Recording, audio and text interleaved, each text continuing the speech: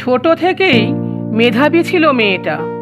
প্রতিটা ক্লাসেই প্রথম স্থান অর্জন করত সে। শিক্ষক শিক্ষিকাদের চোখের মণি হয়ে উঠেছিল অল্প দিনের মধ্যেই। সকলেই তাকে নিয়ে গর্ব করত। সবাই ভাবত মেয়েটা স্কুলের মুখ উজ্জ্বল করবে, শিক্ষক শিক্ষিকাদের সম্মান বাড়াবে, দেশ ও দশের একজন হবে। মেয়েটা তাই করেছিল। মাধ্যমিকে নজর কাড়া সাফল্য লাভ করলো সে। বড় বড় করে স্কুলের নামের সাথে তার নাম ও খবরের কাগজে বেরিয়েছিল। মিডিয়া এসে জিজ্ঞাসা করেছিল, তুমি বড় হয়ে কি হতে চাও? মেয়েটা বলেছিল, আমি শিক্ষিকা হতে চাই।